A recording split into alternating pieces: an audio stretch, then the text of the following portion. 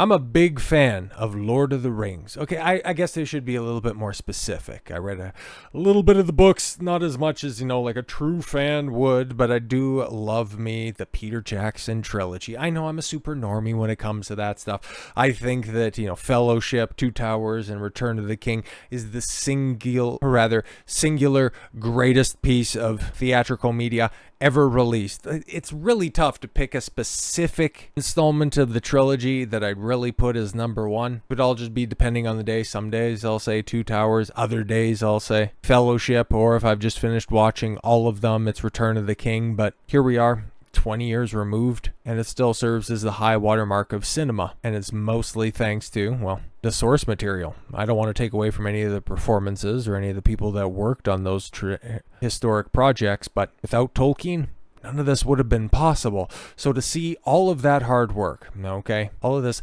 legendary storytelling perverted by the cretins over at Amazon, well, it hurts. It hurts a lot. But I guess that was the feeling, that was the tone and tenor in on and around the release of the first season.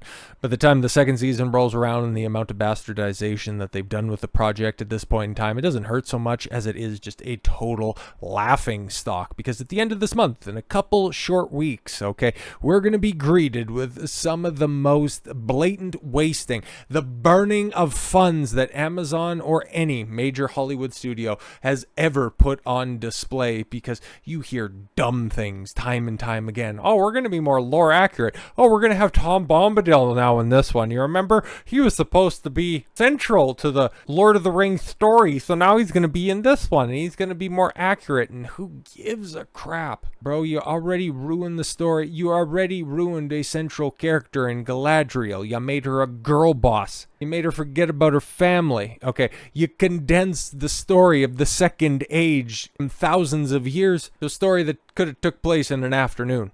Oh, but don't worry, the second season, oh man, it's going to be great because we're going to have an orc we're going to have a cave troll based on Mike Ehrmantraut from Breaking Bad. Oof. We're going to have a Balrog thousands of years before he's supposed to show up, and we're going to have a redemption story for Sauron because...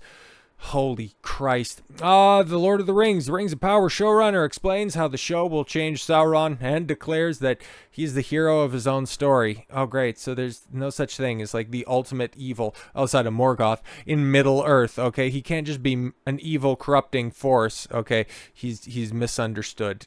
I hate modern Hollywood. The Lord of the Rings of Power showrunner J.D. Payne, I guess Patrick McKay was getting prepped or something, provided more details on what reviewers can expect from the upcoming second season, and revealed that the show will depict Sauron believing he is the hero of his own story. I hate this so much. But I know, you can interpret that, in a vacuum. Right? Okay. Yeah, you could have the hero with complex motivations thinking that he's doing all the right stuff after all. But then you got to put this in the context of it being Amazon. Okay, and how they bastardize and ruin adaptations of incredible source material. And then you have to realize that, J.D. Payne and Patrick McKay are rejects from the J.R.R. Abrams bad reboot school. That you have to realize that Jennifer Salke, the idiot behind kicking Henry Cavill out from The Witcher, all of these forces converge upon this nonsense. So yeah, if you think that you are going to be getting a complex villain, one of the most iconic villains in all of storytelling, yeah, it's just not what's going to end up coming to screen. I will guarantee that. Speaking with Entertainment Weekly, was that before or after your guys' cringe fashion shoot? If you haven't seen that, anyways, about the upcoming second season, actress Cynthia Addai Robinson, who plays Queen Regent Muriel. If you remember from season 1, didn't want her subjects to know that she was blind, so in order to hide her blindness, she put on a blindfold.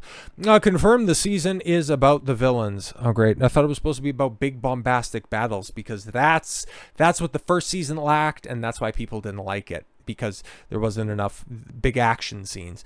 These are the same people that derided season 2 of House of the Dragon because it was boring. There were too many small council scenes and Daemon was in Harrenhal for too long. I got to do something with that second season because I'm seeing way too much stupidity surrounding all of that. But anyways, she informed the outlet if season 1 was like the hero's journey. Well, it wasn't. It was about Galadriel trying to save a man who was looking for redemption in Halbrand, which actually, if you wanted to, tell a story about a guy who was trying to do the right thing, okay, you could have said that about season 1 because he just wanted to be left alone. He just wanted to be a smith in Numenor, but no, Galadriel forced him to action after bumping into him on a raft in the middle of the ocean. Season 2 is the villain's journey. Oh, great. Cool. Gonna be so good. Charlie Vickers, who plays Sauron, shared how this will play out from a storytelling perspective. Instead of trying to guess who Sauron is, we're now inside his mind, and you're also going to be inside of his wig. Oh my god.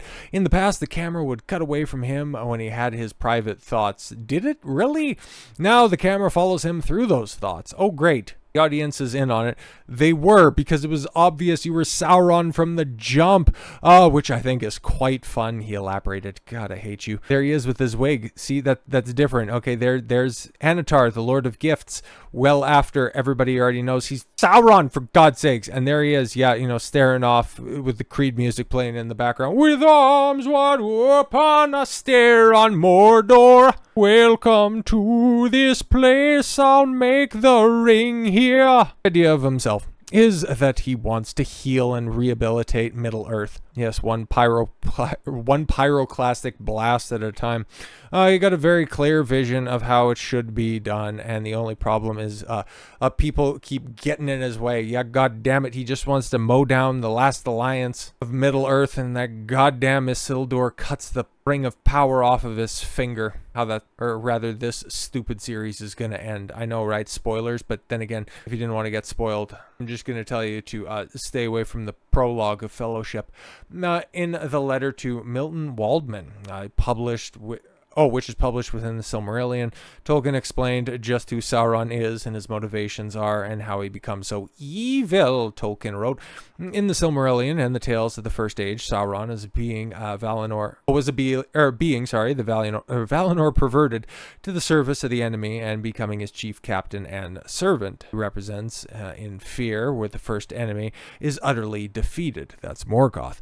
But in the end does not do as was commanded, returns the judgment of the gods. He lingers in Middle-earth very slowly, beginning with fair motives, reorganizing and rehabilitation in the ruin of Middle-earth, neglected by the gods. He becomes a reincarnation of evil, and the thing lusting for complete power, and is so consumed ever more fiercely with hate, especially of gods and elves, Tolkien added. Yeah, it really sounds like this is just going to be somebody who is just misunderstood, right? Because this season is supposed to be more lore accurate, right?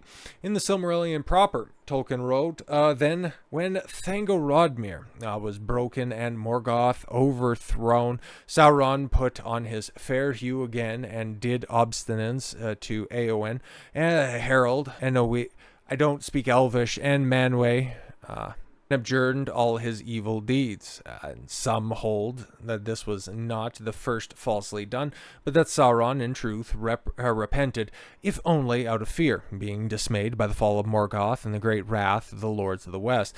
After he commanded to return to Aemon and receive judgment, he refused because he was ashamed, and he was unwilling to return his humiliation to receive from the Valar a sentence, and it might be for long servitude, in proof of good faith. And under Morgoth his powers had been great. Therefore, when Eowyn parted, he hid himself in Middle-earth, and he fell back to evil. The bonds that Morgoth had laid upon him were very strong. And there you can see, oh my god, okay, so you have Sauron once again meeting face to face with a master smith who didn't know about alloys in Celebrimbor. He's getting fooled by Anatar's wig.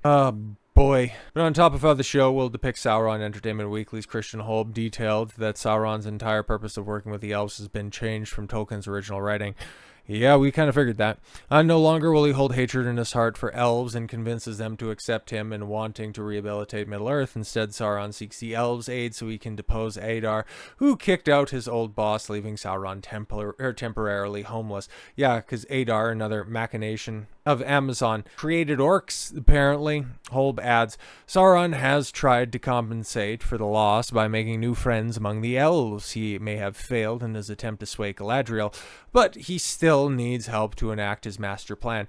Yeah, if he already revealed himself like he did at the conclusion of season 1, why wouldn't Galadriel tell every elf that, oh yeah, that dude right there, that's Sauron, but I guess she gets thrown off by a blonde wig. Oh my god.